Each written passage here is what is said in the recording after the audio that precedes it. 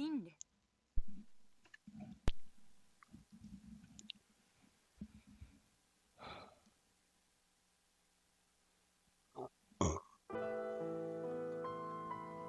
中心蔵46プラス1。初めからじゃ。図環境設定じゃ。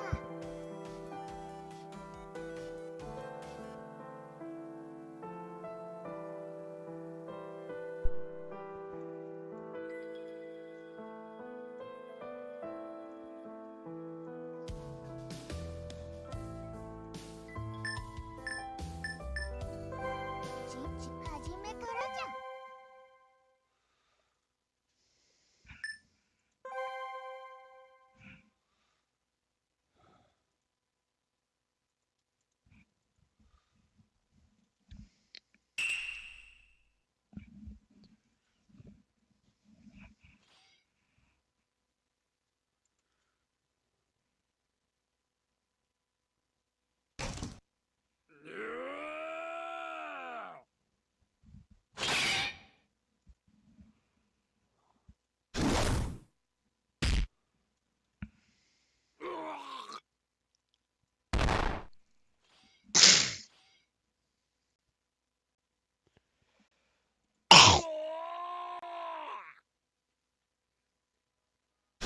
Yeah.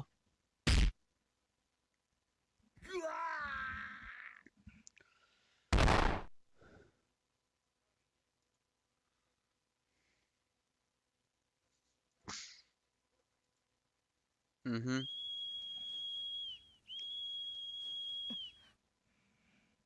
この笛の音は合図の指か。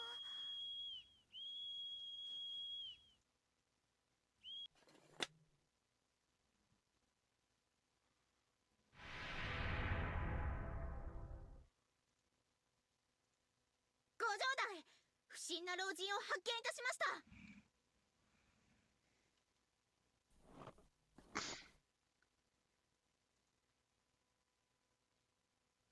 皆の者は一歩後ろへ下がれ。それがし元赤穂藩の家老大石蔵之介と申す者。今夜亡き主君のお恨みを晴らすため邸内に討ち入った次第にござります。失礼ながらその身なりから察するに、そなたが吉良上野介殿で相違ありませぬか。知らぬ。それでは貴公は吉良上野介殿ではないと。ならば貴公のその額にある傷は何と申すおつもりで。その傷は我が亡き主君である浅野匠の神が殿中松の廊下で人情の際に切りつけた傷ではござらぬか。なるほど。ここまで申してもお認めにはありませんようだ。それでは致し方ない。その額の傷の他に背中にも亡き主君がつけた刀傷があるはず。もしその傷があった場合、貴公がお認めになろうがなるまいが吉良上野介殿と断定するがよろしいな。力はっ。ごめん。こいつが亡き殿の仇討ち相手。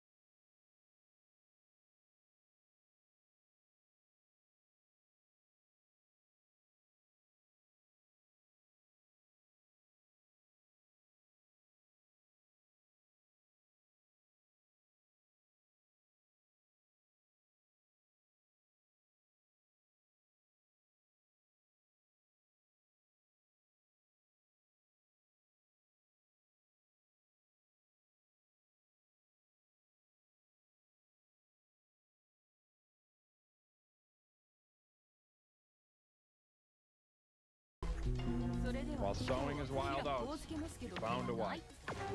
Less than a year later, a fatal case of pneumonia left Fred a widow.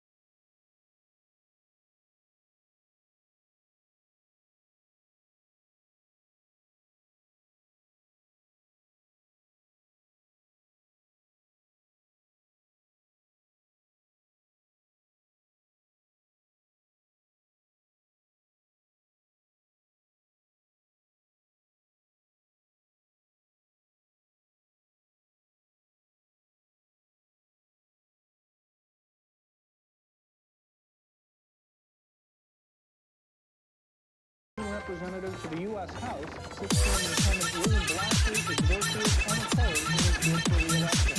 We talked to the congressman today.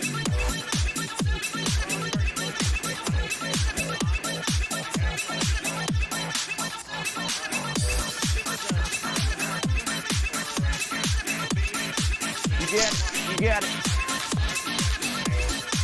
Anchor left, 90. Good, yep. Perfect. Try to get people direction. Boom.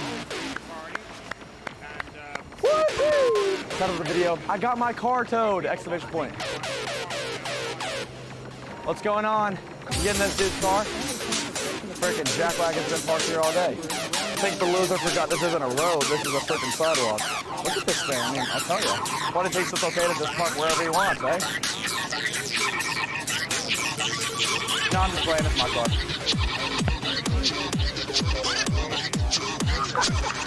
I was just joshing. Just kidding. Friendly neighborhood joker alert. Friendly neighborhood Dylan. Yeah, that sucker's getting scratched. Sure. This is so freaking sad, man. Oh. He just freaking hit the chain with the rim. the beach, to the beach, to the beach, to the beach. Hey, whoever saw this is, oh good, we got Da Vinci on. We got that boy. Hey, boy, we got that. We got that. Come on. Play safe. Hey, boy, you know we got that on, boy. You know we got it. Go ahead, show the cam. Hey, boy, you know we got that on, boy. That's real good. Look at that green thing. We got it. Sick. Watch this, watch this. Oh my god, oh my god, oh my god. Hey, put me down. Hey, this isn't funny, man. Seriously, get me down.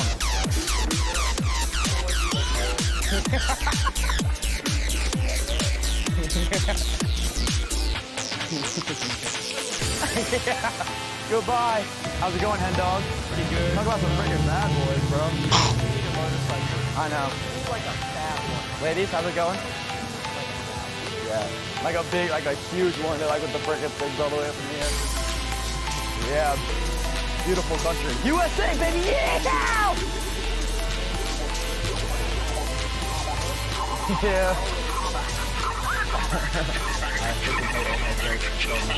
Dude, I bet your feet are warm. I bet your feet are really warm. Hey, ladies. Welcome to Indiana. Thanks for having us. Of course. I'm the president of Indiana.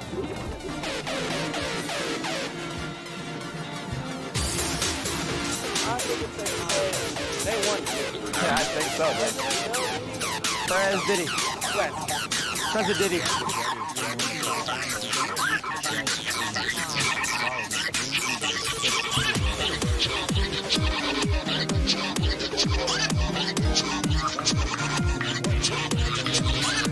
Ain't nothing like a get-go. Ain't nothing like a get-go back home. Hell of a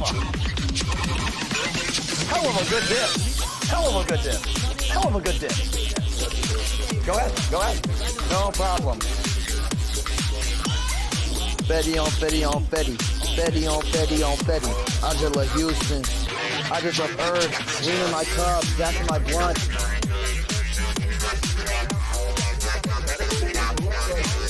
What'd you do, honestly?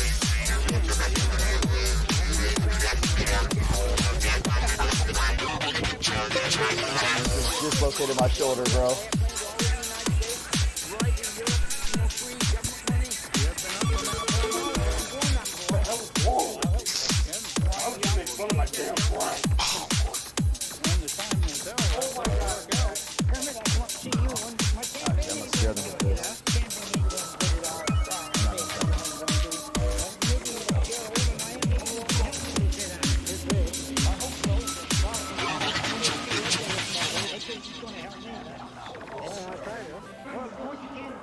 You said in the store or around? No, not in the store.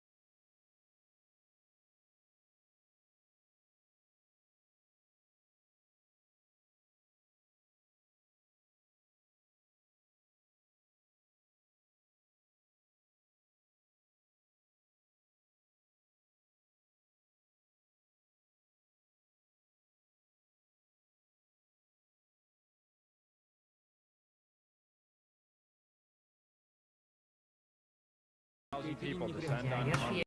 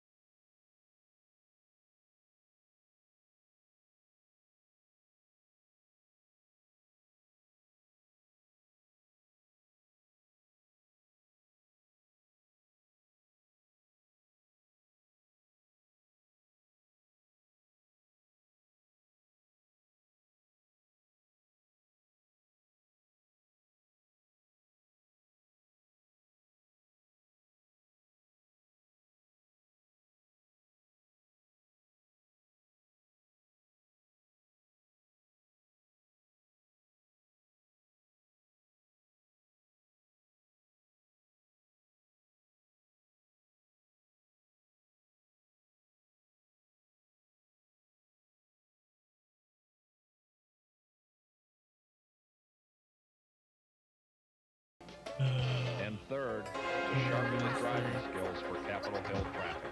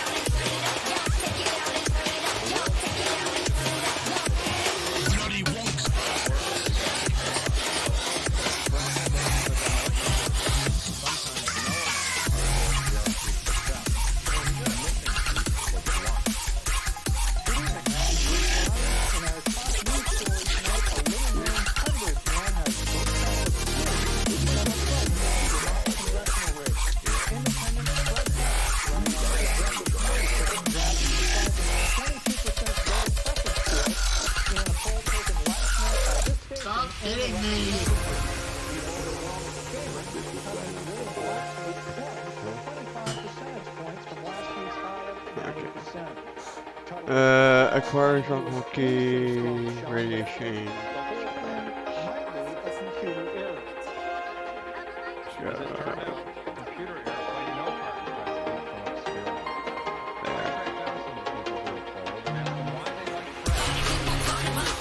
Yeah, not that great.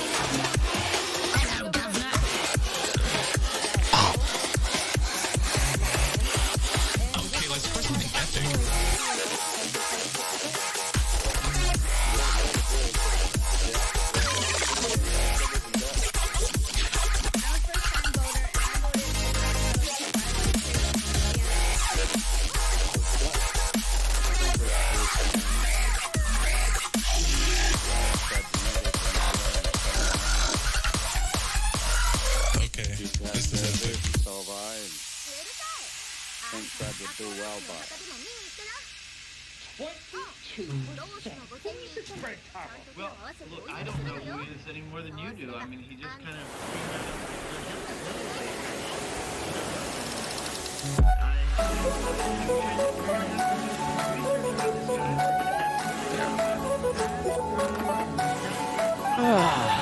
Hello?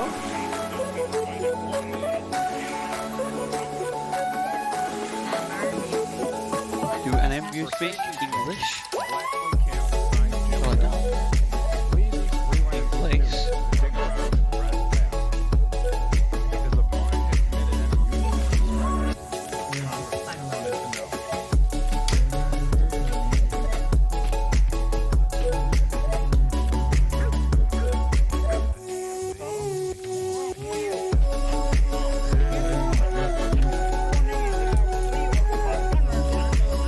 Okay, here we go. Where are we going? Oh, that's what I'm at.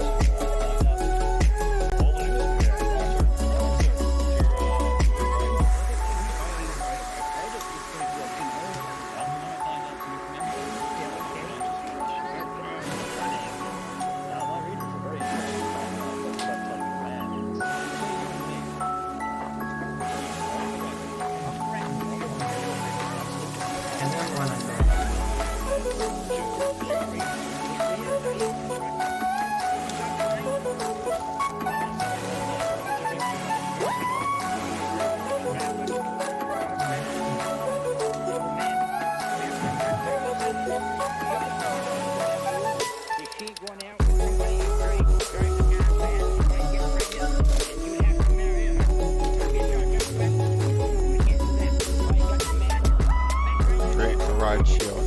I hate those. No.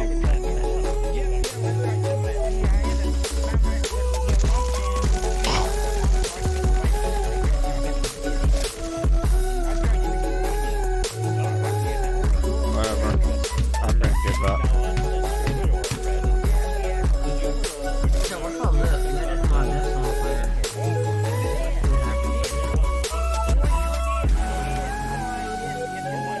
How are you able to get to?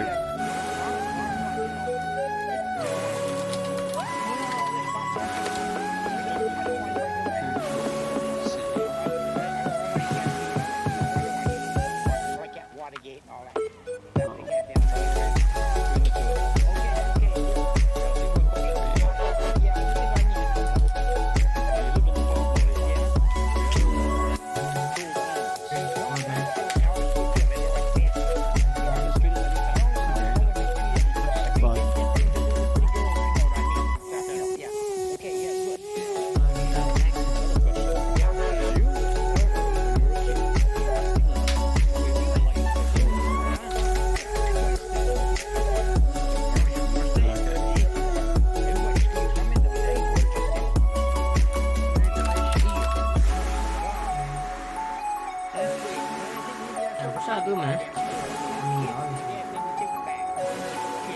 I got these two videos on actually.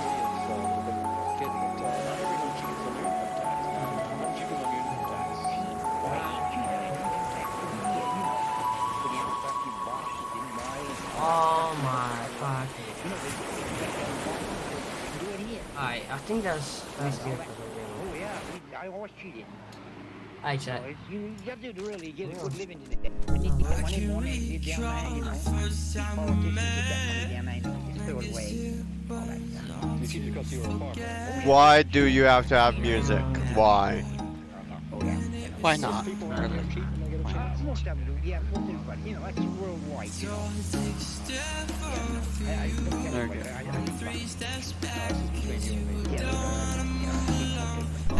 Pause it.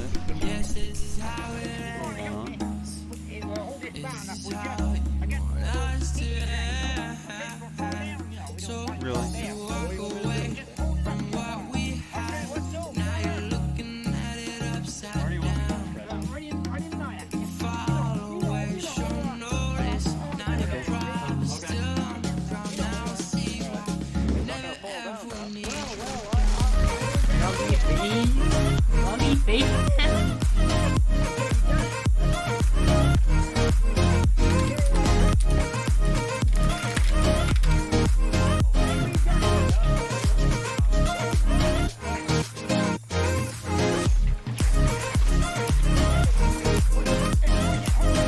102,000.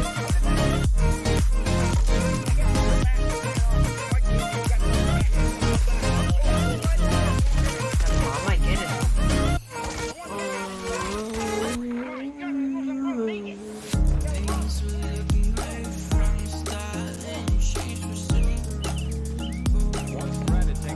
Not a W.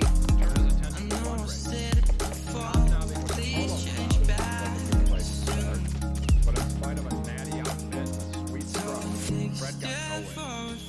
It wasn't his fault though. Almost had to migrate to Palm Beach for the so Fred tried the next best thing. Guess this is how it ends. This is how it has to end. So you walk away from what we had. Now you're looking at it upside down. Yeah, we locked in, man. Alright, bro. That song is not it right now. Now you're proud, still on the ground. Now I see one. Never ever need you. Yes,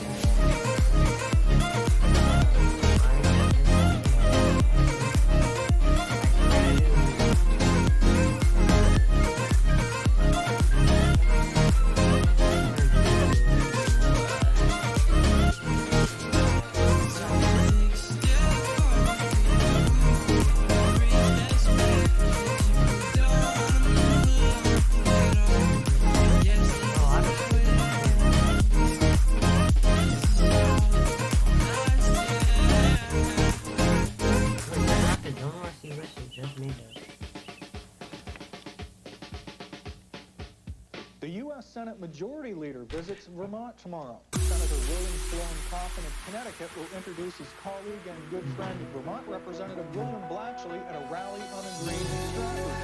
Blatchley's opponent, Craig Cole, will also be Until the day we meet again, I will hold on to you and the memory of your skin. Yeah, I can't feel anymore. If you plead, I will pick you up. 'Cause I don't want to go. So down, 'cause I don't want to do down. I don't want to do down, 'cause I don't want to do down. 'Cause I don't down, 'cause I don't down, 'cause I don't want to.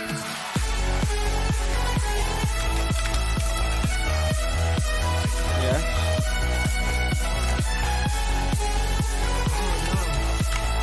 Yeah. That sounds like quite a bit. Okay, I'm underground.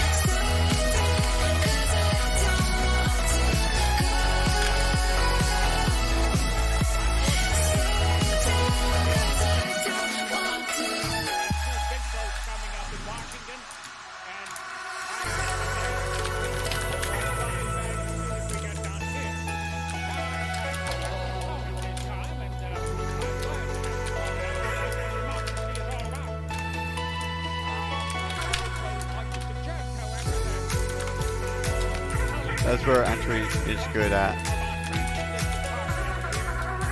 Number one.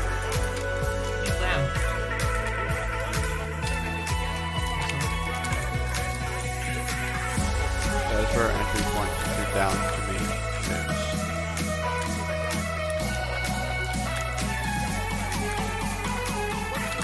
But there is a couple drop downs around where you are.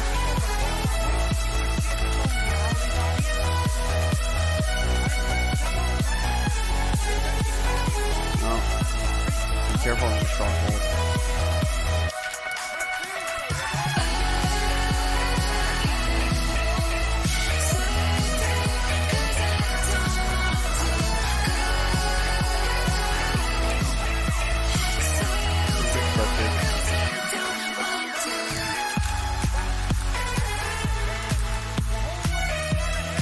No, have a nice day.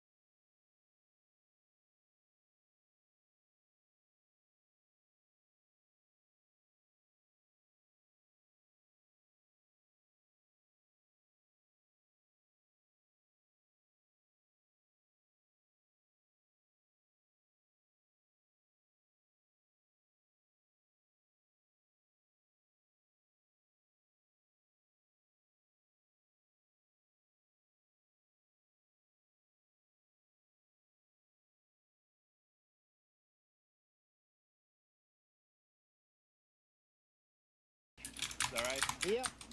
What did he do?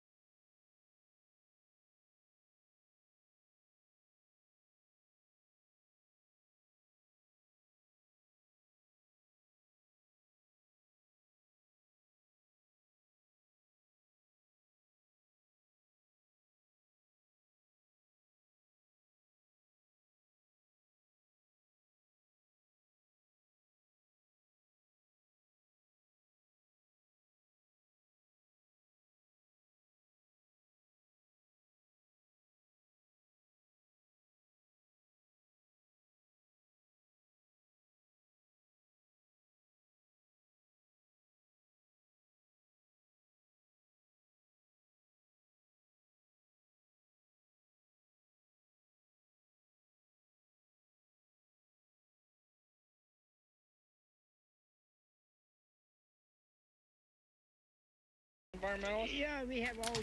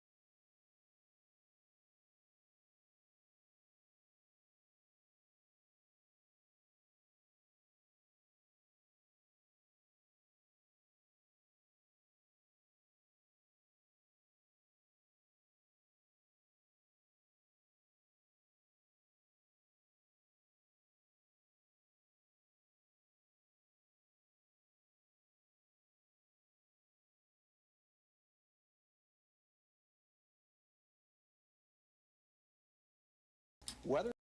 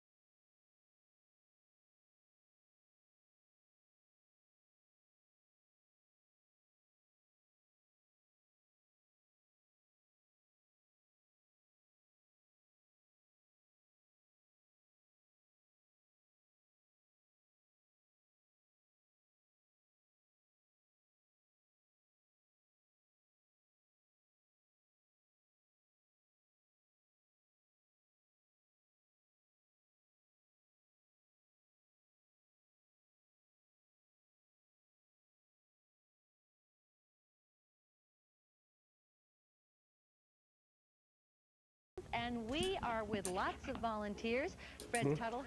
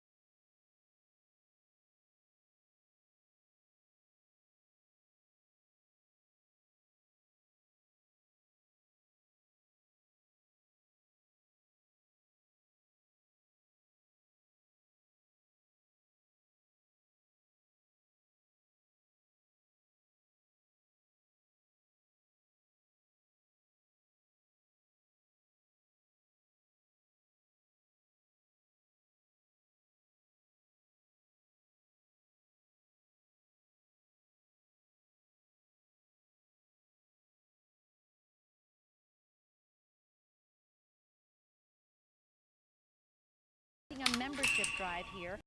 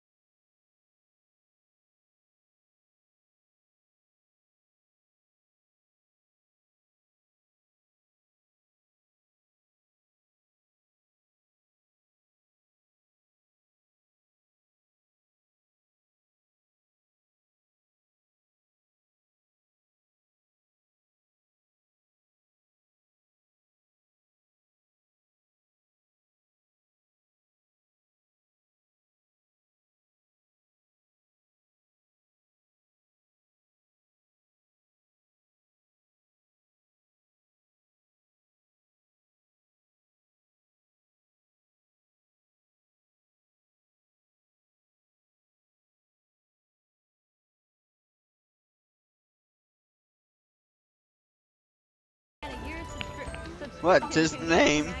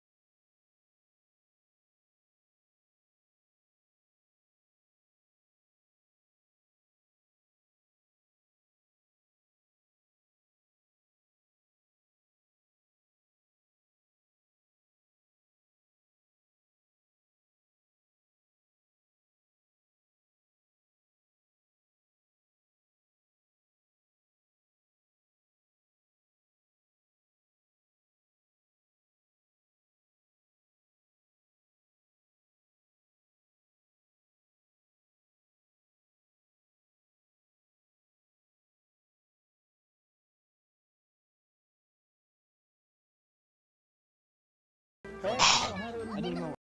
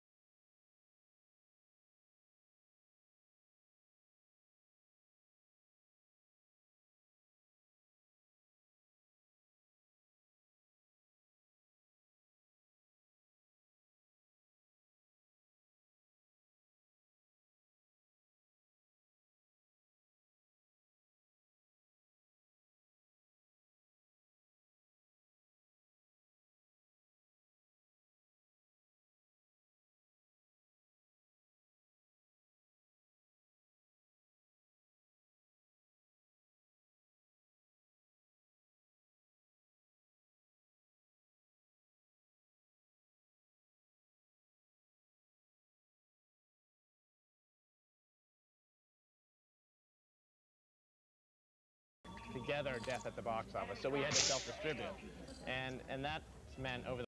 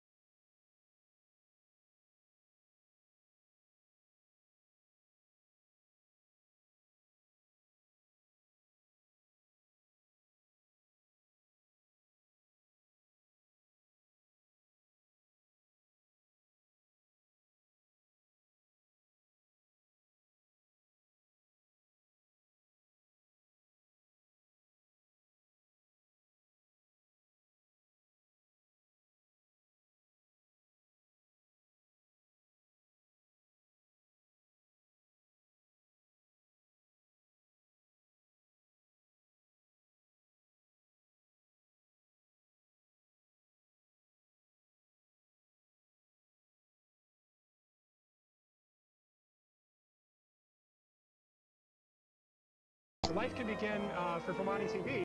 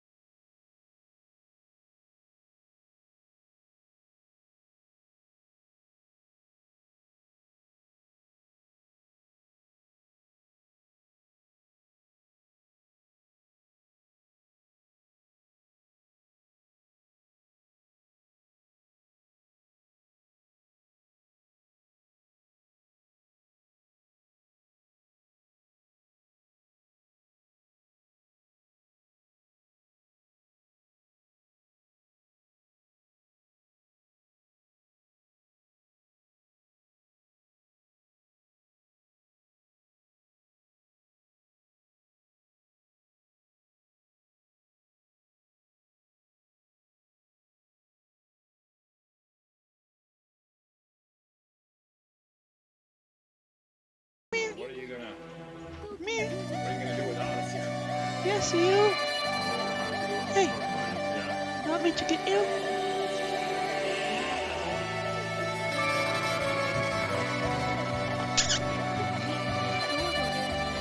Yeah, whatever. The cat's falling.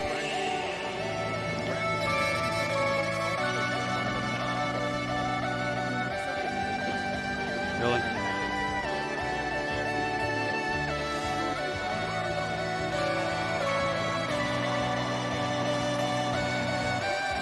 I hope you're still active on here.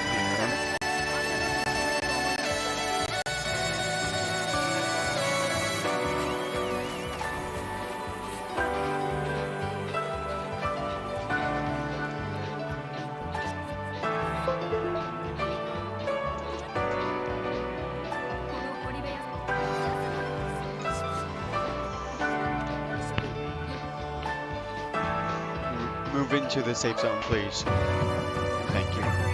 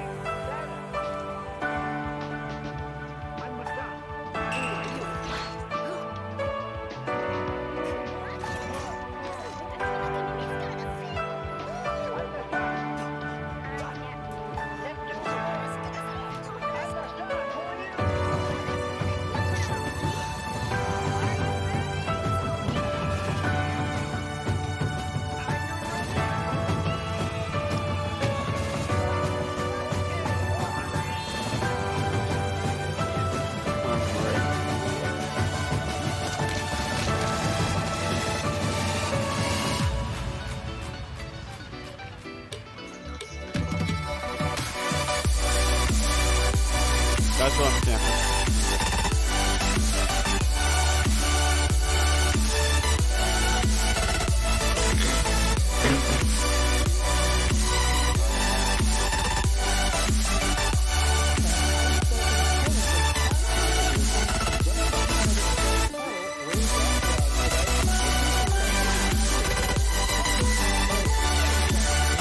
Thank you.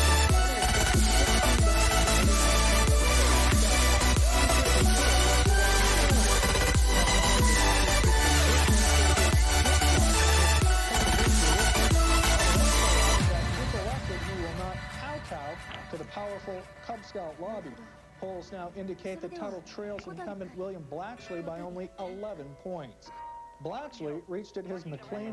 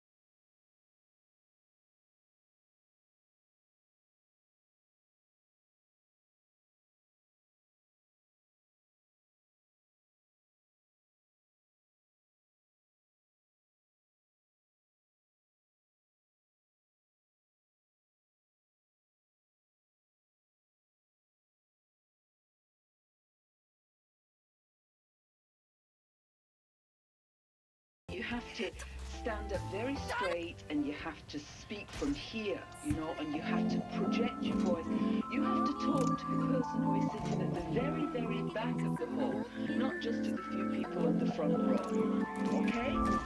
And you have to remember that there's words that people like to think that their politicians are very smart.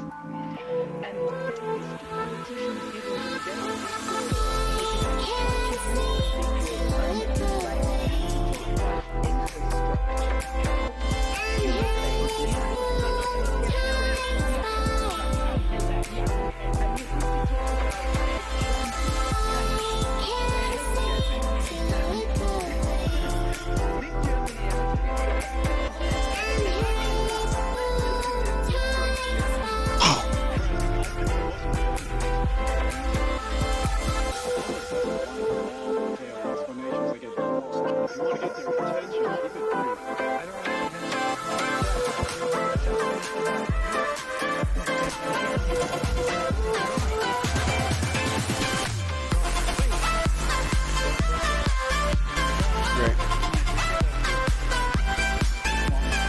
I have flares and everything.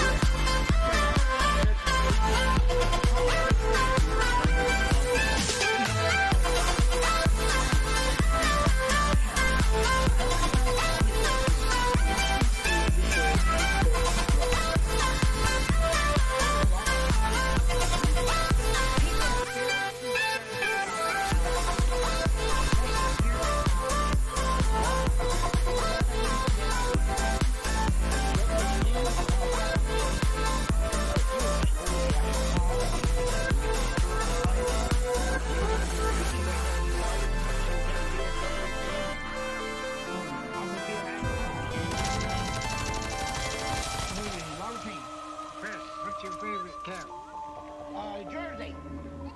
This is Fort. What is Imperial and Polo? Fred, history, certainly history question will come up. Who was rounded up at 3 a.m. and herded off to their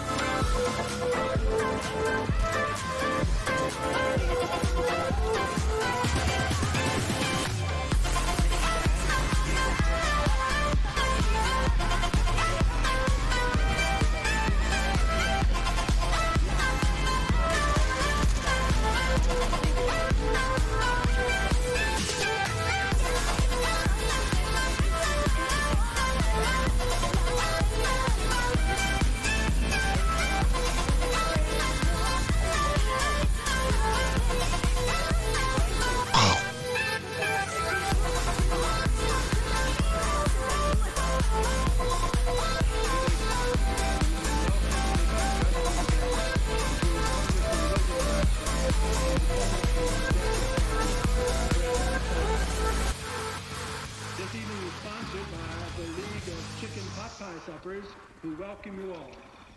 I'm Richard Steve of UPS, and I'll ask my colleagues to introduce themselves. I'm Elizabeth Covington from radio station WYCS. And I'm Jim Falzerano from the Montpelier Times. The format of this evening will be that the members of the media will ask 2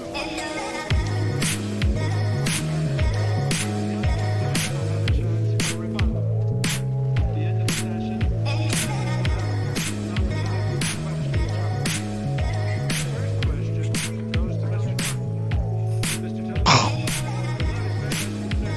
you.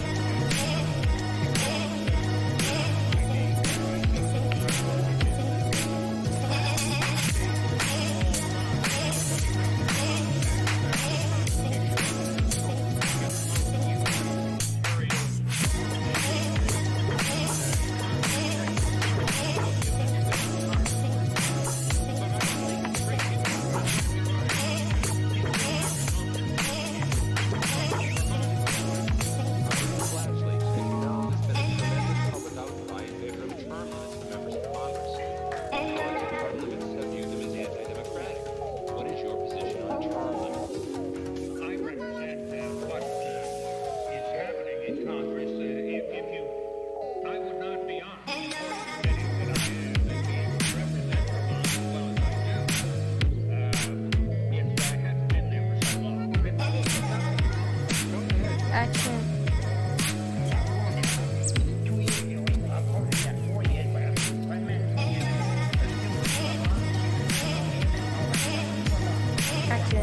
Look at my pants and look at my sweater. I got some red fast expressions for half of the usual cut.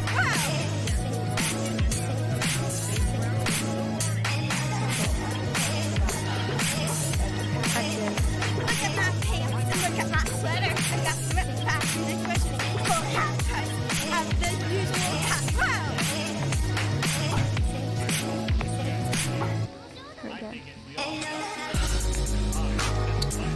Work as a yoga instructor, you should buy this outfit because it moves so well.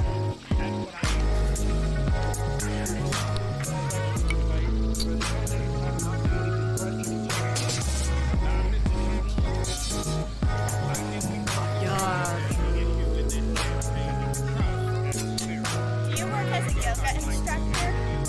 You should buy this outfit because it moves so well.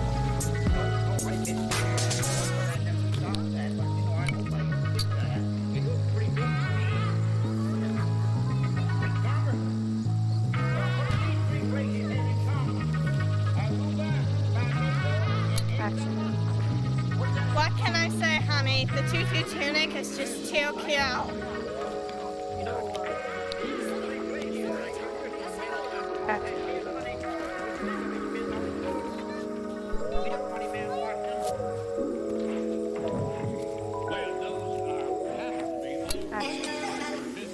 What can I say, honey? The tutu tunic is just too cute.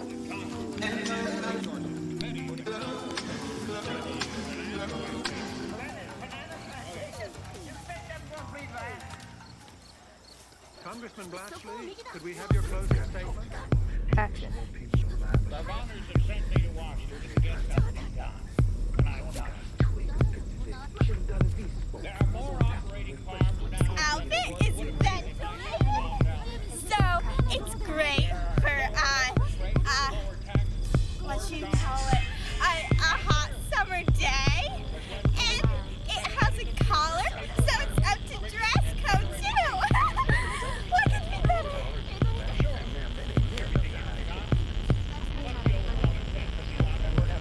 I may look like I just got out of bed,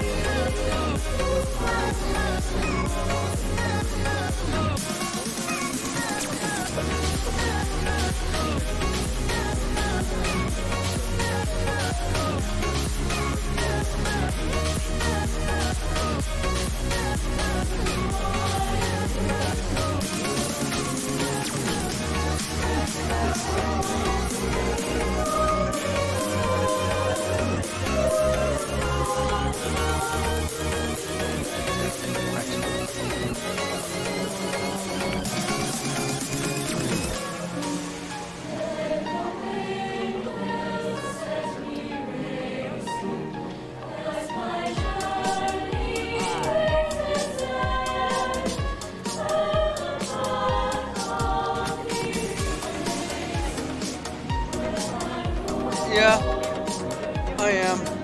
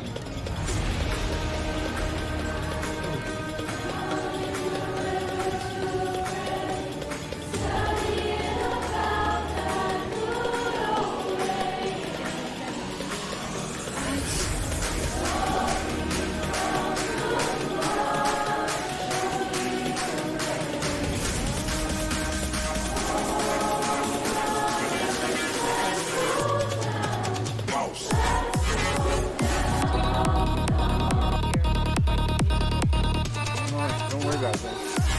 Okay, I would say someone has some really good hands around here.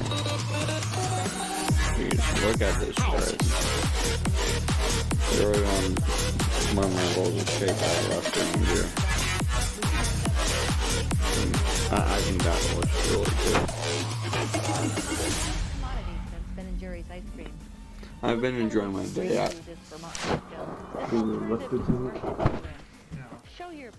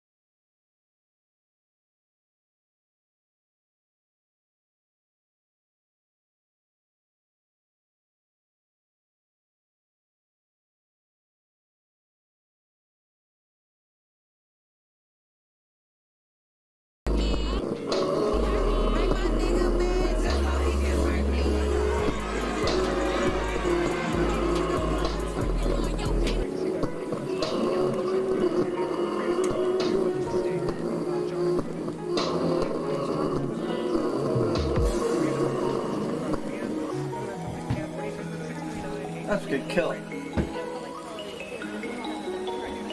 Plot of land. Yeah. Yeah, because that was wild. That was illegal. That was wild. Hey, the podcast ran late yesterday.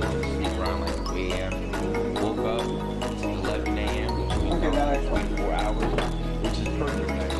Burnt 2,500 calories yesterday. I'm gonna head to the gym. I'm gonna try and burn 1,500 more. My goal was to do 4,000. I was sore everywhere, and no business heading back to the gym today. Except that I really want to fucking win, man. Shout out. Shout out. I'm out here with it, man. Gym. I got about 3 hours, man. 1,500 calories. We do it. Hey, man, I shot an air ball. The air ball is still down there, and now the alarm is going off. I'm so goddamn tired. I am right now. My whole body is like about to crumble.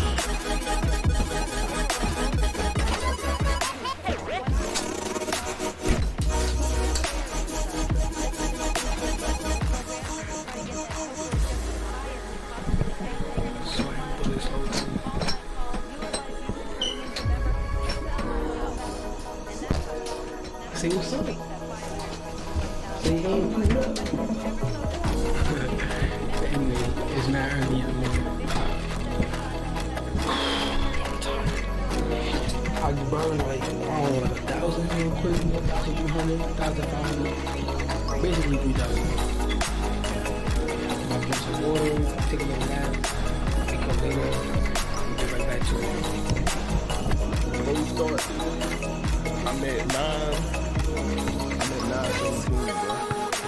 And I ain't even started this yet.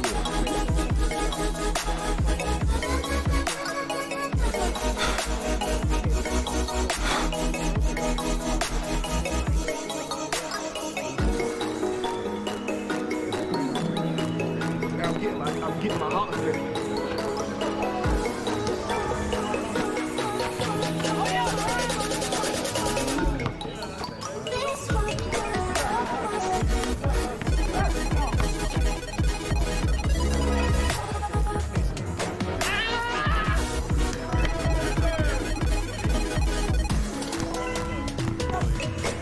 I never been back like that.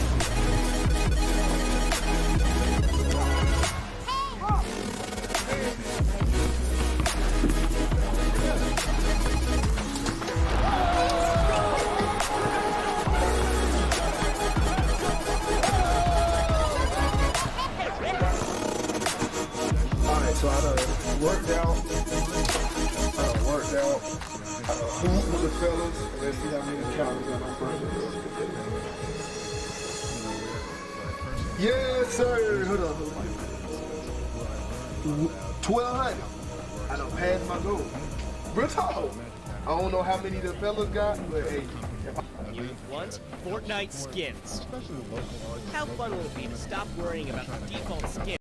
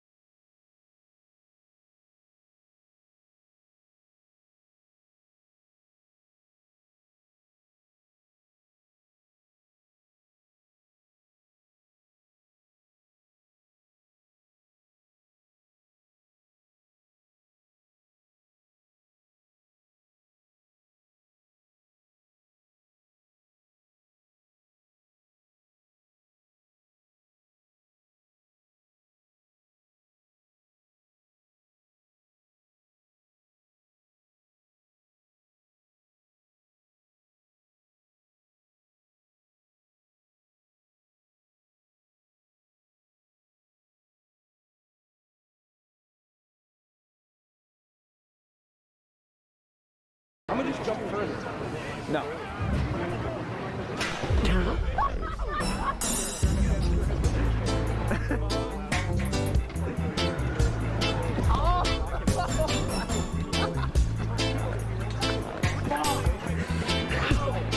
All right, come on, David.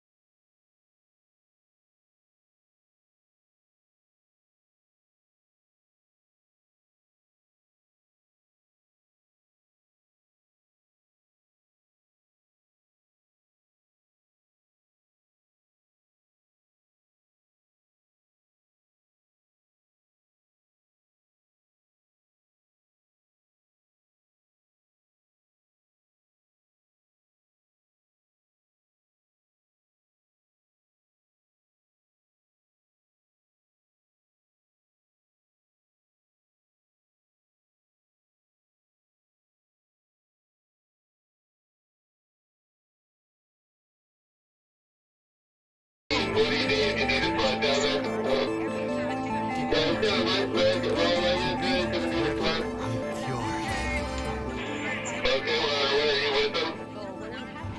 and gentlemen, do you remember this spot right over here? Hey, David. What happened over here? Previously.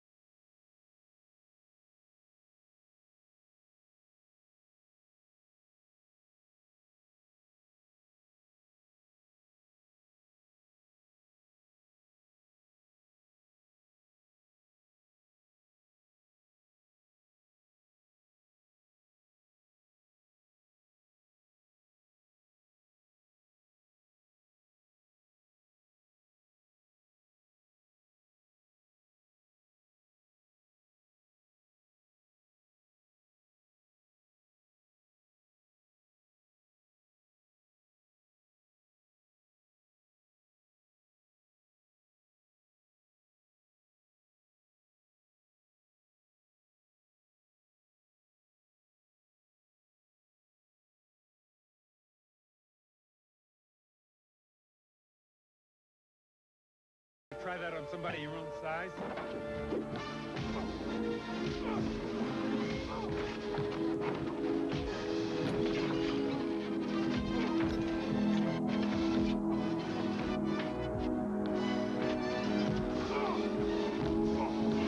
Maybe we step outside. Okay, tough guy. Now do you want to give the kid a piece of chicken? We got a place for people.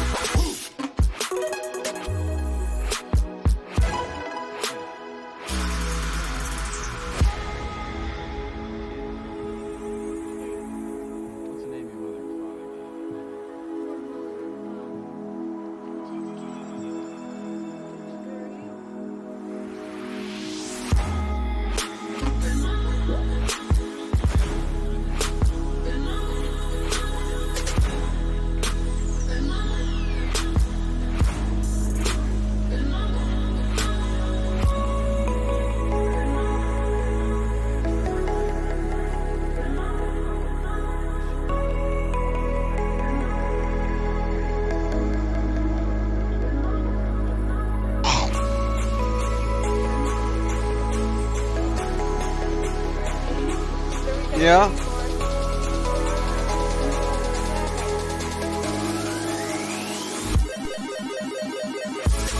Yeah. I thought it was a bit early. Yeah.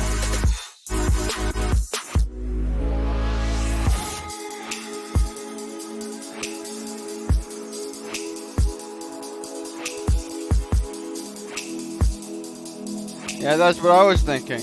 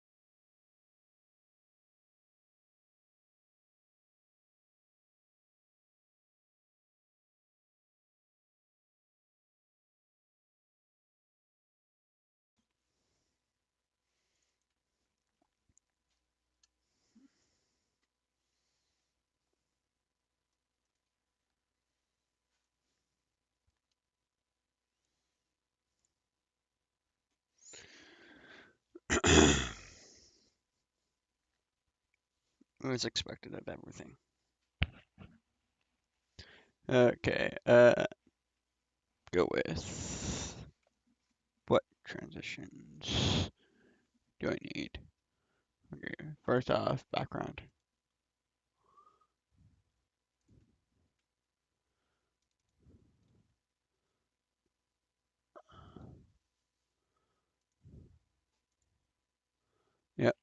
Good enough.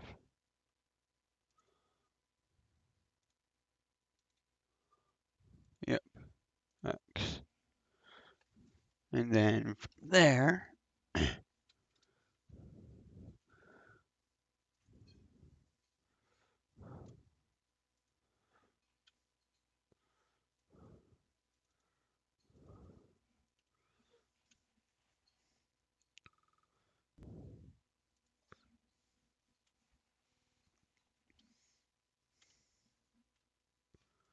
now, lovely. Scroll down.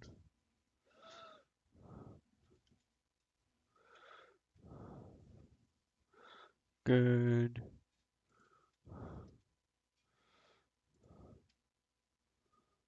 And there, here.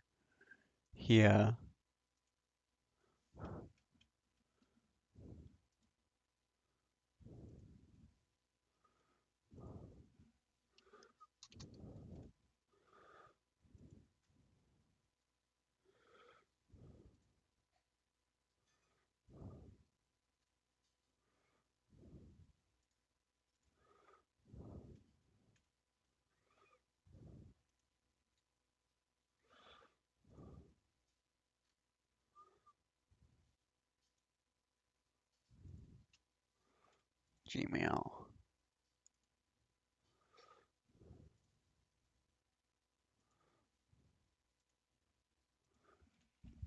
Okay, start off with that.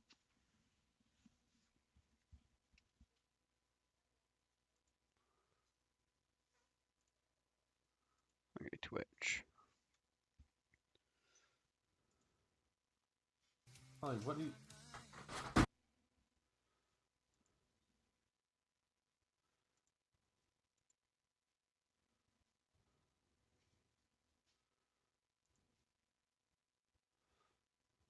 Okay, edit.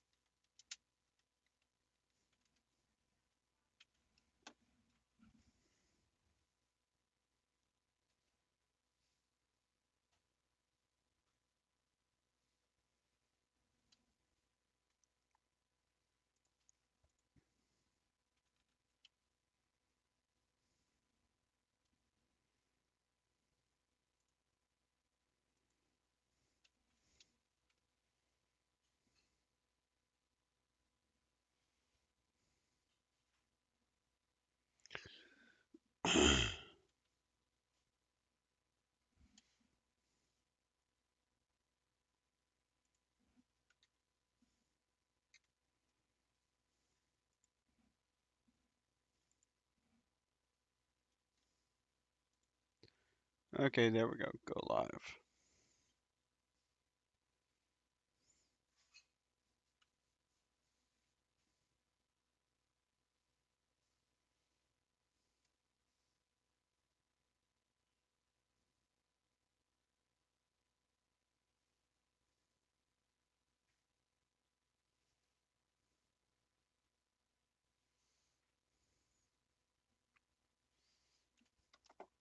Okay, and now I need one more thing.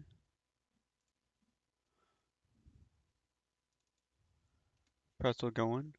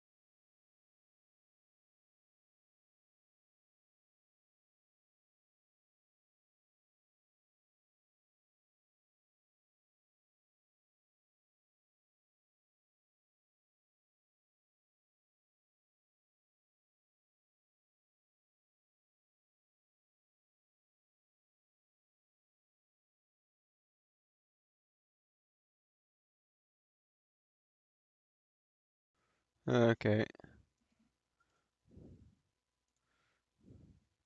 The state of Vermont affiliate leader for the national organization Parents' Rights in Education. We are parents and allies standing together, millions of voices speaking as one. You can sign up to be a free member on parentsrightsinEducation.com and sign up to be a local affiliate group in your area. We believe children and parents deserve to have total informed consent, as children across the nation and world are making life-altering adult decisions as minors. A gender care clinic in Great Britain, the Tavistock Gender Clinic, was recently shut down. An independent study, Cass Review, by Dr. Hilary Cass in the UK reported and stated, we need to know more about the population being referred and outcomes. There has not been routine and consistent data collection, which means it is not possible to accurately track the outcomes and pathways that children and young people take through the service. There is lack of consensus and open discussion about the nature of gender dysphoria and therefore about the appropriate response. Because the specialist service has evolved rapidly and organically in response to demand, the clinical approach and overall service design has not been subjected to some of the normal quality controls that are typically applied when new or innovative treatments are introduced. After Dr. Hilary Cass did an independent case study on gender identity services, she stated, the Tavistock Clinic in the UK needed to be transformed. She said, the current model of care was leaving our young people at considerable risk of poor mental health and distress. Tavistock and Portman NHS Foundation Trust has been told to shut down the clinic in the UK by spring, after it was criticized in the independent Cass study review. We have international speaker Walt Heyer here with us tonight. I'd like to share his book, Trans Life Survivors by Walt Heyer. Walt Heyer was one of the first to receive the genital reconstructive surgeries and hormonal therapies. He offers a perspective based upon personal experience and research that is not acknowledged by the media, the Agency of Education, and educators. Parents have a right to know and make choices for their own children. Trans Life Survivors by Walt Heyer powerfully portrays the human toll inflicted by so-called gender experts who push gender transition on people who do not need it. This one-of-a-kind book is packed with information. Experience for yourself the raw emotions and the aha moments from 30 people who were convinced gender change was the answer, but came to see it was not. It is filled with the latest research and information, has a section for transgender teens and children with first-hand accounts, research and resources, and an appendix with resources for parents, people who want to detransition, and anyone who wants to understand the issue. Read in the survivors' own words why living the trans life didn't work for them and the concerns and challenges they face in going back. To those attending this event this evening, please be aware a 15-minute question and answer will be had at the end of Walt Heyer's presentation. Please respect the facilitators who will be at the mic to assist. Now please give a warm welcome and round of applause for international speaker Walt Heyer. Hello. It's a pleasure to be here, and I'm grateful to all those who made it possible for me to take this time to share with you tonight. This is such an important topic and one that I've been speaking out about for at least 8 years because of my own personal experience. I started a website called sexchangeregret.com, and it's chock full of research, information, and personal stories, as well as books and other resources. So if you'll just jot down sexchangeregret.com, and after the video, you can go review the website, and you'll find some outstanding information there that may help you. We want to address what's going on today with children who are being put through hormones and surgical procedures. And we want to address these issues because it's exploded, starting back in 2013, when the DSM, prior to that, had called gender identity disorder a disorder. And in 2013, the DSM changed that to gender dysphoria, not because the diagnosis or terminology of gender dysphoria was going to help improve the care for young people, but it was going to make more accessible to them hormones and surgery. So it was more like going from a fast track to access to hormones. Prior to that, having used the terminology disorder, therapists were actually required, prior to 2013, to come up with a recognizable or identifiable disorder or comorbid disorder that would require them to have treatment for hormones and surgery. By going to gender dysphoria, they eliminated the need to look or identify any underlying disorders. That is what actually caused the explosion in many, many more people, young people especially, having access to hormones and surgery, and the explosion in all of the gender clinics opening up because it was kind of like a free-for-all that they could send out hormones to anybody asking for them with really little or no therapeutic reasons for doing so. So tonight, I want to read through some of the research that I've been doing for many years. And when you have the medical diagnosis of gender identity disorder or gender distress, that comes from a feeling where your physical identity doesn't match with your internal perception.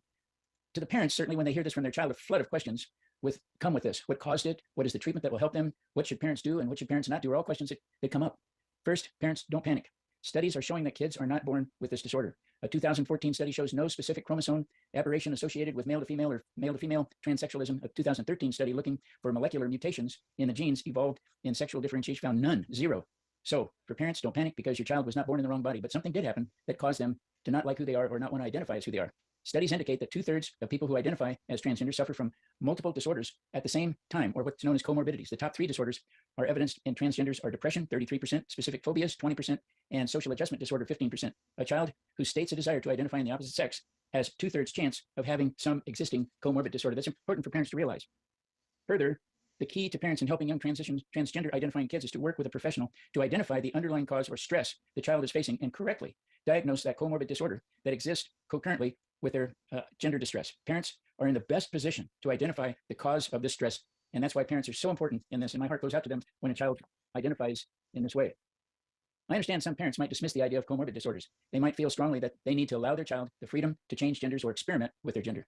They may think that will help reduce the child's depression because the child seems happier under these conditions. I know it does seem like they're happier too after my gender change, until the novelty wears off and you no longer provided this distraction from the troubles that were making you unhappy.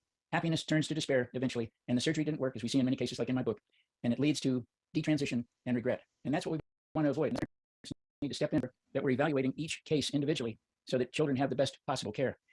And here's what's interesting. Dr. Marcy Bowers and Erica Anderson, both two trans women who practice gender medicine. These are people in the business of practicing gender medicine on adolescents. Both of these surgeons, who are WPATH members and have treated thousands of patients, are now urging more cautious approach instead of the current no holds barred affirmative care, where people are advocating just give them the hormones, allow them to change. They're saying both of these trans-identifying doctors say no. For the first time in the US, two top gender medical professionals collectively acknowledge 4 facts. Early puberty blockers can lead to significant surgical complications and also permanent sexual dysfunction. Peer and social media influence actually are playing a larger role in encouraging kids to go down the path of hormones and surgery. And again, parents need to resist this, not encourage it.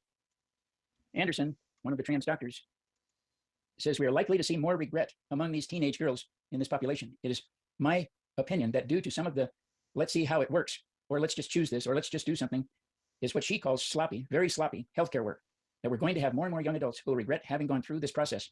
And that is going to earn them a lot of, the doctors, both of them, are being criticized for coming out against this by their colleagues. But they say, I'm sorry, but this is the actual experience as being treated this. We need to be much more cautious and hold off until we can identify, as I talked about, the underlying comorbid disorders before we ever enter a child into hormone blockers or hormone therapies. I'm not saying this. These are two doctors who actually work in this field are saying we need to be much more cautious. And so they're saying what is actually sloppy about the healthcare work? It's rushing people through the medicalization. As you and others have cautioned, we see too many failures. We need to evaluate their mental health so that we have we're better prepared of making such life-changing decisions in case they really don't need it and we're going down the wrong path. These are important things that doctors are talking about. And that's why it's so important for us to have this discussion tonight.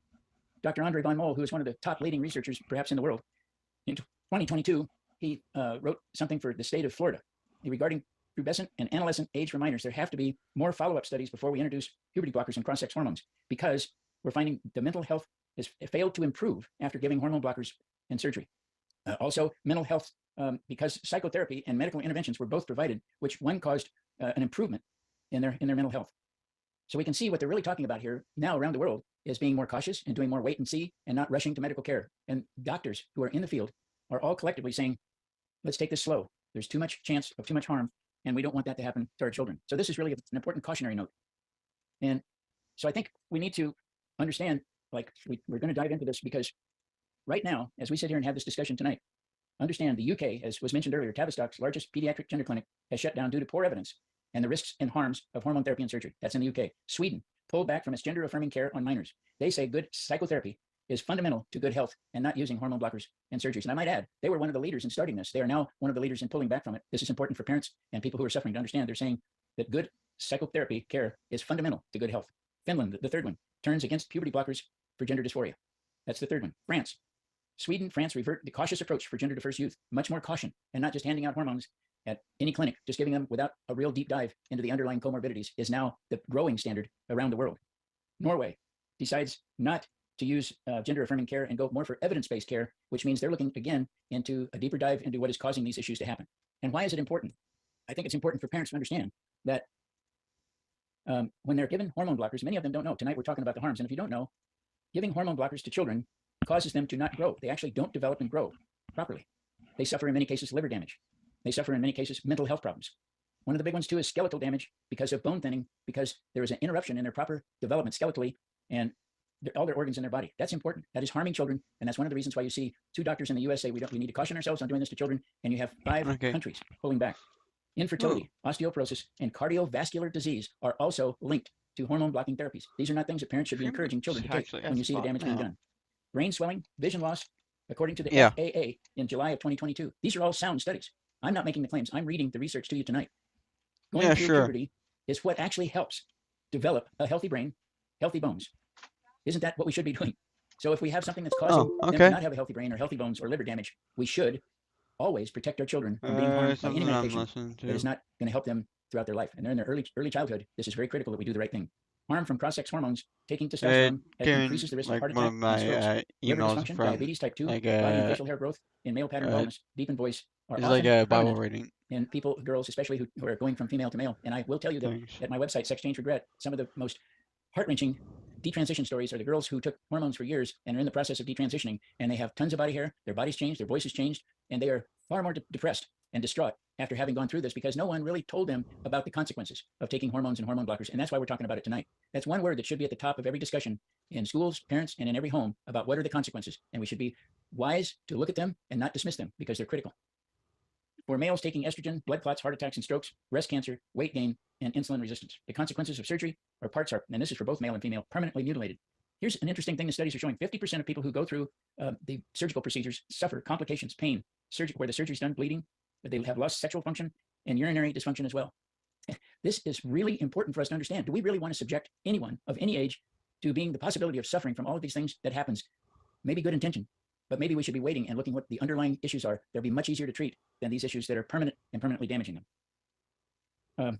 Permanent sterility. That's one of the big things that people fail to talk about. These children, boys, will not be able to produce sperm, and the girls won't be able to produce a baby. So we're raising a generation of children that won't be mothers or fathers because they won't, unless they adopt somebody, they won't be able to actually bring in a child or be a part of the birth process. That seems to be very important. And I know the people that I'm working with who have regret about doing this, one of the things they report to me, especially the men, man, I just wanted to be a father. I'm so sorry that I didn't know what was happening. And some of the one individual I'm working with right now, they did the surgery on him and gave him hormones when he was suffering from schizophrenia, bipolar disorder, and PTSD. And he had been under the medical care of Kaiser Permanente in California for 10 years. And they knew this, and they still followed through with the hormones and surgery. Kaiser Permanente has now got at least 4 cases that I know of medical malpractice because they gave the wrong person hormones and surgery, people who did not need it, and it's destroyed their life. Chloe Cole is another one, and Richard is one of my clients. These medical malpractice cases are happening because people are not paying attention to taking a cautious, more effective approach using psychotherapy and looking into the underlying causes that are making people uncomfortable with who they are. And there are many things that we need to take into account in doing this and stop rushing kids to gender clinics or Planned Parenthood where they can just get all the hormones they want. It's not healthy, and it's damaging a generation of children. Sweden has reported, because they actually have medical records on absolutely everyone in the country, and this is not speculation. They report your 19 times higher suicide rate up to 10 years after having hormones and surgery. 19 times higher suicide rate. That's not speculation. It's not some thing that somebody invented. This is actual factual findings in the country of Sweden, and they study everyone, and they've been doing this study for over 30 years. So it's not something that just popped up. We need to pay attention because our children are important. This next generation needs to be able to assess properly and be able to understand that while they do not need hormones and surgery, but they need something that will actually help them in the long run, not in the short run.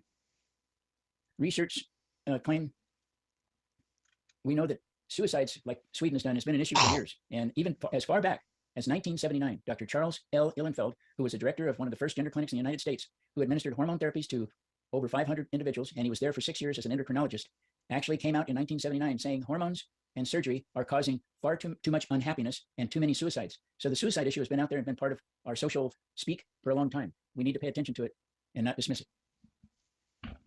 Here's one of the, because I get letters from people who've gone through these procedures, and I think it's important for us to stop and take a breath and look at actually one particular case. This is Nathaniel, and he wrote me 1 year after sex change. He was a teenager. He wrote to me and said, I feel like I'm a Frankenstein hack job. Less than a year after having gender surgery, Nathaniel now says the whole thing was a bad idea. I'm 19 years old, and I feel as though I've ruined my entire life. Nathaniel's case, he says he was bullied by boys in elementary school because he was a sensitive child and preferred playing with girl games. When he was a bit older, he discovered the internet and pornography. He heard about transgenderism, and that's when he says he was convinced himself that he was a transgender just from being on the internet. When he finally woke up, got the nerve to talk to his mother in the summer, he was in the 8th grade. He made an appointment. He was only 15, and his parents took him into a gender clinic on his 15th birthday, and they prescribed him the cross-sex or the gender blockers, hormone blockers. And from then on, he says, I slowly detached from everything until I was just staying at home, playing video games, going on the internet all day long. I stopped reading. I stopped drawing, which I used to love. I stopped riding my bicycle. I surrounded myself in an echo chamber of just people that supported and validated my poor decisions because the others were also, unfortunately, stuck in the same pit that I was in. That's Nathaniel saying so. He was 18 years old when he wrote this. A month after his 18th birthday, Nathaniel had what is euphemistically called bottom surgery. For a male like Nathaniel, that means refashioning his male genitalia into a pseudo-vagina. He suffered from complications that required a second surgery a few months later, and he had facial surgery to further feminize his appearance. Now, I am healed from all the surgeries. I regret them all. The result of the bottom surgery looks like Frankenstein hack job at best, and that got me thinking critically about myself. I had turned myself into a plastic, surgical, whimsical part of a woman, but I knew I still wasn't a woman. Pretty sad story from a 19-year-old. The unpopular truth, he writes, unfortunately, I learned the hard way at this young age, that a man is a man, a woman is a woman, and you can't change or become something else, not with surgery, not with hormones, not with any kind of feminizing issues. So what Nathaniel is saying, we can feminize men, we can masculinize women, we can't change their gender identity. They can say they changed it, but medically speaking, hormonally speaking, nothing really changes. For years, many of the doctors have been talking about this whole thing about who and who shouldn't transition. One of the studies that I looked into was by a doctor who's been working, Christina Olson, a research psychologist at the University of Washington, looks at it this way. We just do not have enough definite data one way or the other as to who is going to benefit from hormone blockers or transitioning. We do not have enough information. That's why it's important that we sit down with a good psychotherapist, take a deep breath, and take time to evaluate each individual case. That's why Olson is leading a study of 300 trans children that will look at the outcomes. Listen to this. This is so important. Over a 20-year period. You see, this is not some little flash in the pan. Everything's going to be all right. Christina Olson, a researcher, says it will be at least 20 years before we have information as to who will benefit, if anyone, from hormones and surgery. She says we'll be able to hopefully answer which children should or should not transition. She said, in other words, we simply don't know right now. Yet parents and children are heading into the gender clinics by droves, even though we don't have enough information to adequately assess what the long-term outcomes are going to be. And that's why Olson says it's going to be 20 years. I got a letter from someone who started early in life as a child and went for many years and says, I underwent the surgery. I was convinced that it was the right thing to do. Regrettably, it was not. The price I paid was dear. I hurt the ones I loved the most, my children, my sibling, my parents, and my partner. By all appearances, I am a success, a surgical success. I have a good job. I'm a high school teacher. I've been fairly active in my love life, etc. But none of these can ever make up for the pain and the guilt that I experience every single day. The writing saying, I wonder if you know any surgeons who can remove my breast implants, I would really like to start living as a man again. These are sad stories. And the fact of the matter is they're totally unnecessary. Because if we just stop and begin to evaluate what we know to be true, that many things happen early in life. And I want to, if you haven't heard this before, maybe you have, I want to introduce you to a term called adverse childhood experiences. They're called ACEs. These ACEs include many things like a child suffering from a father who maybe died in a car accident or a plane accident or just died from a heart attack when they were young. Maybe one of the parents was incarcerated. Maybe they were sexually abused, the child. Maybe they were physically abused. Maybe they were put in foster care. There's about 10 different ACEs. The emotional and psychological effect of ACEs results in a child being traumatized. And we know that when a child is traumatized from research, that it alters their brain at the level of where their identity is being formed. And so they come out trying to find a new identity because of the trauma they suffered. Do they need gender therapy? What I have found is they need a trauma therapist to deal with the trauma they suffered as a child. Even a divorce can be very traumatic. A child feeling unsafe in their home can be very traumatic. Emotional and psychological trauma. I think one of the biggest things that I've seen working with families and working with adults and children as well is that we overlook emotional and psychological trauma. We need to sit down and have a huge discussion about the effects of emotional and psychological trauma. I can sit here and tell you from my own experience tonight that having cross-dressed at the age of 4 years old and being affirmed at 4 years old, at that point I can look back now and see that that was emotional and psychological abuse that caused a traumatic effect on my life. It confused me as to what my identity was and who I was.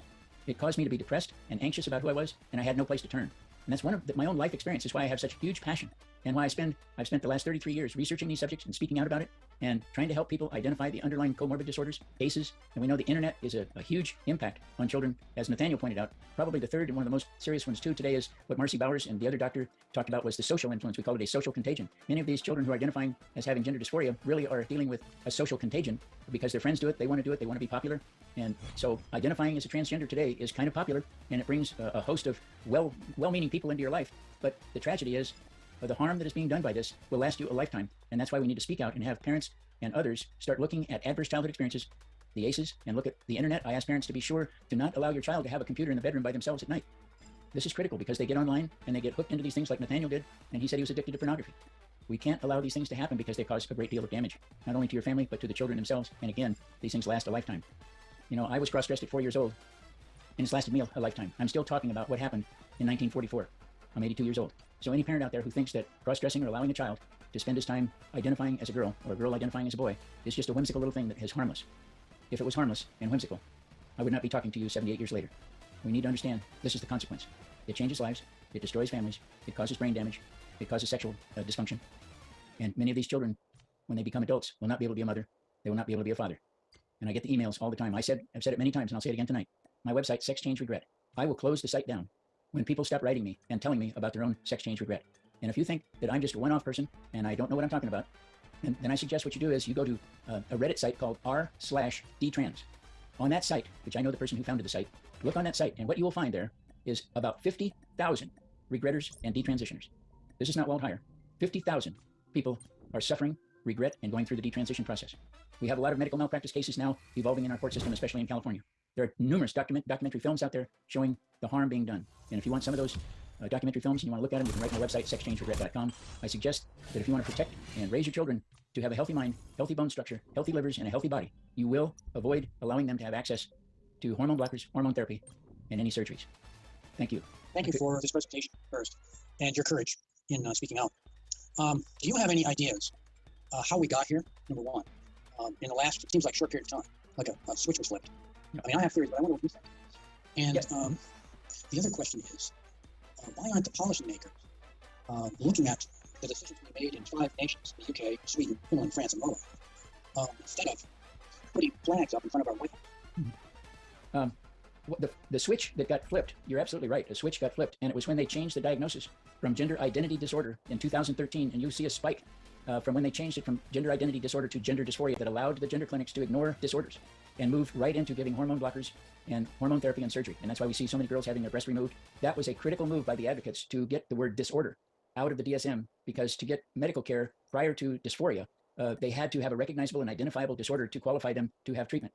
And what I have found also in working with families and doctors is that actually the proper term, if we were to have a discussion and dive deep into it, is actually generalized dysphoria, because what we're finding is the issues that kids are suffering from are really not about gender. They're about many other things, as I spoke to, about a parent dying or being put in foster care, all these other things, these ACEs, and being addicted like Nathaniel to pornography.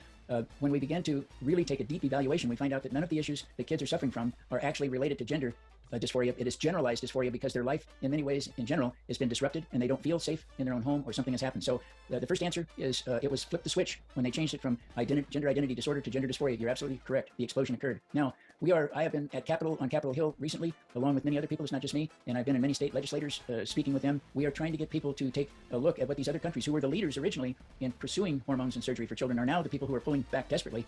And Tavistock, the judge, when the judge ruled against them having they were supposed to bring to the judge evidence that proved that hormone blockers, hormone therapies for children was effective, and they could not bring one iota of good evidence to the judge. That's why that Tavistock clinic is being closed. So we are definitely trying to work with the policy people, and there's policy organizations all over the country that are working hard to try to close this gap and prevent children from being harmed, because none of them need hormone blockers. None of them need their breast cut off or their genitals cut off. None of them need to go through these horrible, harmful procedures that are being done by the gender clinics.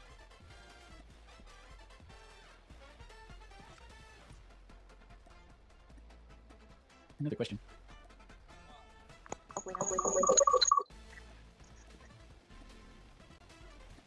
Yep, my thoughts here. I've been listening a little bit about how our healthcare system in the U.S. is very different than the healthcare system in Europe, and that is why Europe is able to see the truth, and their healthcare system has oversight that ours doesn't. So my concern in the U.S. is that we're not going to be able to overcome that, and that the only way that we're going to be able to do anything about this is through lawsuits, unfortunately. But we have signs outside that say trans care is healthcare. Well, if trans care is healthcare, then why isn't the healthcare community supporting detransition? Because that's part of the journey. Okay, I think we're making a lot of headway, actually, because we now have 20 states in the United States that are preventing children from having access to hormone therapy, hormone blockers, and surgery until they're 18 or older. So we are making ground. And you are absolutely right. I do believe that the lawsuits are going to play a big part in it. But I think in concert with more states not allowing clinics to give hormone therapy and surgical procedures to young people is also going to work to help stem the tide. I think what I have been trying to do is to educate parents in understanding that they play a big role in not taking their children to gender clinics, and look at the underlying issues in their early life and learn about, and I ask every parent, if you have a child that is struggling, look up the word adverse childhood experiences and study those 10 ACEs. Or if you're aware of your child spending a great deal of time on the internet, and I suggest you as a parent, go look at the search engine on the computer and see what they're actually looking at. These are critical things that parents can actually do to help their child find a way of getting back to understanding that they may be suffering from some sort of trauma, or as Nathaniel again, the addiction. And these are things that can be treated very easily without using hormone blockers, hormone therapies, or identifying as a different gender. So I think everybody plays a role in this. I have a part in it, parents have a part in it, legislators have a part in it. If we all join together, we have a huge power base where we can have a tremendous effect on helping prevent children from going through these needless hormone blockers and surgeries. That's really our job, and that's why we're talking about it tonight. So you have good questions, and I appreciate that. Hi, thank you for participating in this tonight for us and providing us with such information. One of the things that's come to mind throughout your talk tonight was the Hippocratic Oath of first do no harm. And to me, I question the motivation of some doctors that continue to do this. And along with that, there are ulterior motivations, or for example, pharmaceutical companies. When someone transitions, they pretty much have a customer for life. Do you feel that's any part of this? Well, absolutely. There's a lot of money to be had, and I don't know if the number is accurate, so I've just heard it talked about when I've been at conferences, but they say if they can get a young child transitioning, the pharmaceutical company has about a $200,000 benefit from doing that for each child. So we know the gender clinics are making a boatload of money off that. We know that gender clinics have been caught on tape saying we've got to do this because it's very profitable.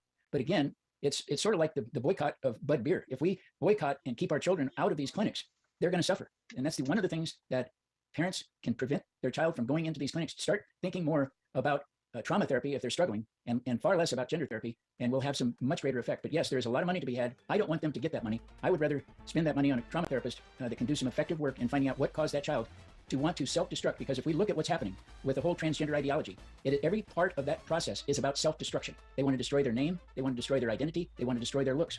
That right there should tell us that these children are suffering, and it's not about their gender. I can't emphasize that enough. I have literally worked with thousands of individuals, and going into the process, had someone been able to speak up and talk to them about the fact that you're not suffering from gender dysphoria, you're suffering from something else, let's find out what it is. We actually prevent them from ever going to a clinic. They all realize it was not about gender dysphoria when they come out the other side. At least the ones that I work with all will say, you know, I now know I can't become a woman and I didn't have gender dysphoria. Like Richard, who I work with, who's been harmed by Kaiser Permanente, he was suffering from schizophrenia, bipolar disorder, and PTSD, and they did surgery on him. I've had clients who, he was 22 years old, he suffered a traumatic brain injury in a car accident, and a gender clinic cut his genitals off and gave him breasts and told him he was a female. The mother contacted me horrified because he was barely able to survive on his own. The gender clinic took advantage of him. We can stop this if we just understand that it's not about gender, and they don't need hormones, and they don't need surgery. We need to love our kids, and we have an oath too, a Hippocratic oath as parents, to protect our children. And we can do that by looking at what's on their computer and making sure they're not getting indoctrinated. And if we need to keep them out of the public schools, then by golly, take them out of public schools. Do what you need to do to protect your children. Otherwise, they're going to suffer consequences that are going to destroy the family. So those are great questions you have, and I appreciate them. So, hi, that's a good segue for me. That there's a rumor that, or kind of hearsay rumor, that there's something going on in schools that's catching these kids when they're very vulnerable, very little, and influencing them somehow in this decision, or helping them question. I just recently had some evidence of this, of a very small time coming to our practice at 4 years old, deciding to change. Is there something going on in schools? Absolutely. They are the ones who are traumatizing our kids. They're actually causing them trauma. If you look at adverse childhood experiences, if you're a therapist, you know what that is, and you look at what they're doing in schools, they are actually engaging in adverse childhood experiences in our young people, showing them pornography, engaging in things that are destroying their ability to understand their role as a male or a female, and confusing them to the point to where they don't know which side is up and who's what, because they're just slicing through this whole thing as if you can invent a gender. You can't. We all know here tonight, listening to this, that when the sperm hits the egg 9 months before you're ever born, everything is settled. You're either male or female. There is no other thing. Now, there may be some medical problem that occurs, but that doesn't require anybody to have hormone blockers or surgery unless it's to repair something, but they're not transgender. They're called intersex or something else. So I think it's important for us to understand that we're being led down the primrose path by our children, and we need to be careful what we allow them to see on television. We need to be careful about our conversations about these issues and what they see. And again, I can't stress this enough, protecting our children today is essential, because the public school system has just turned into an LGBT trans center for indoctrinating our youth. They want your kids. Even the President of the United States says they're our kids, and we know that's not true. They're God's kids, and so we need to protect them. Another great question. Thank you. And one last question. Well, thank you for your time. First off, I want to say, in all fairness to the public school system, where I've done a lot of work with different ones, it's not fair to say that the school categorically has a defender. They get federal funding and they have to meet criteria. Some of them subscribe to it, some of them don't. Personally, I had to go to court when my youngest graduated in 2018 to fight our school because they thought they knew what was best for my son, and I knew what was best for my son, and we prevailed. So that's, I think, better to say individual. My question really comes around a couple of things, because to my point, there's resistance for parents. We're losing ground when we try to stick up for our own rights to parent our children, to make informed decisions, and to abide by that. There's a resistance to threats to take us to court, threats to their kids. Where do you see that going with all this? And the second question I have is, actually, informed consent. These children can't make an informed decision, so how can they consent to have a surgery when they don't fully understand what they're agreeing to? And the third part is, anybody talking about class action lawsuits? Well, you almost gave me too many things to remember. I'm an old man, so give me 3 of them there. I'll do my best. Class action lawsuits are bound to come about because they've overstepped their bounds, and they've cut the breast off of far too many girls, and they've injected hormones into too many boys. How long that's going to fester? I started thinking about this actually last night, that the cases against Kaiser Permanente in California, I think, potentially could turn into a massive class action lawsuit. And you're right to point out that not every school is indoctrinating the children, but the children, obviously, that I work with have been indoctrinated by the schools, and that's why I have such a visceral reaction to it. I've actually worked with one parent who, without the mother's knowledge, it's a wonderful lady. I went and actually met her at the house and met the child, and they were indoctrinating her daughter at 10 years old, and secretly letting her identify as a boy, and actually to the point to where the girl, because of the school doing this, she became so traumatized she had to go to a mental hospital for a week because of what the schools had done to that child. Now, working with the mother and the child and the father, we got her out of the mental institution, took her home, kept her out of school. She got good psychotherapy. She's now 12 years old. She is an excellent violinist. She is an excellent writer. She's an artist of unbelievable skill. They were about to destroy a young girl's life, and thank God for the mother contacting me and working together to prevent that child from going back to that school. We saved a life, and she is just flourishing. Beautiful young girl. This is what I'm talking about. I agree with you. Not every school is doing this, but the ones who are, you can recognize it and begin to understand. You need to know what the schools are doing to your children and have your children report to you what they're doing. Because if they're harming them and showing them books that are sexually explicit, that will destroy your child. And that's what I'm speaking to. And so I think all of us need just to take a step back and take a deep breath and understand that we are under siege, and we need to become better educated. And there are many resources out there, my books, on my website, sexchangeregret.com. I just got back from last night, not even 24 hours ago, from Spain. Next weekend, I'll be in to New Zealand, and then I'm off to the Czech Republic 2 weeks later, talking on these same issues because people are becoming more and more aware about the need to dive into these adverse childhood experiences and turn away from gender clinics. And if a kid's suffering, let's start looking at the trauma therapist as a way to help our children and prevent them from going through unnecessary hormones and surgery. So thank you all very much for allowing me to share tonight. I hope we were able to help some people, gather some more resources and information. Trans Life Survivors is a great book. All my books, I say, are great books. And so if you want to look at the history of this, you go back and get my book, Paper Gender, is another great book. So thank you again. It was a delight to be on. I care for you all. My heart just goes out to you in the struggle. God bless you. Thank you everyone for joining here tonight. I myself am a parent who's been in Addison Northwest School District, and I can validate and attest to the fact that public schools are teaching minors controversial content without parental knowledge or consent. I had my third grade daughter coming home to tell me what was being discussed behind closed doors without parental knowledge or consent. And there were several families withdrawing their kids from health class. And it's an issue. When we called the district out on lack of transparency, they said, well, we're being transparent with you now. And as a parent, that was a great answer. You know, we are parents and allies standing together, millions of voices speaking as one.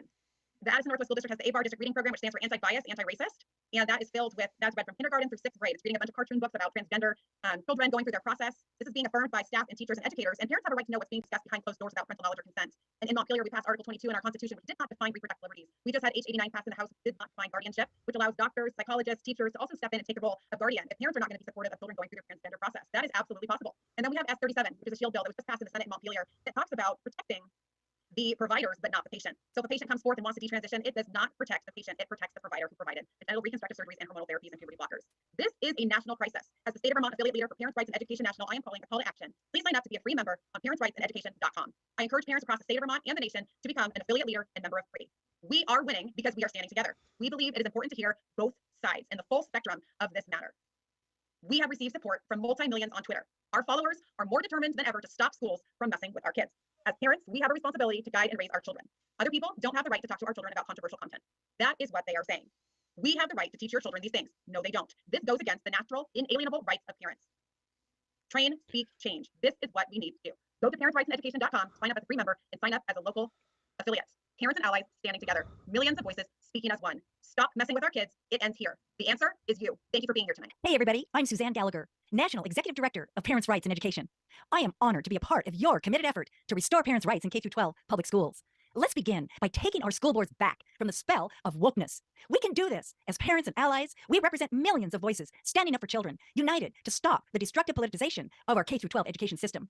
Together, we will restore parent involvement in creating policy at the local level. We advocate for the natural rights of parents to speak for their children and reject the purposeful plan by a massive public bureaucratic system to indoctrinate our children with extreme pedagogy. We support the proper role of K-12 education, teaching academic curricula and core skills, preparing students for productive success in life. We reject forcing extreme controversial sexualization and racist doctrine on minor children.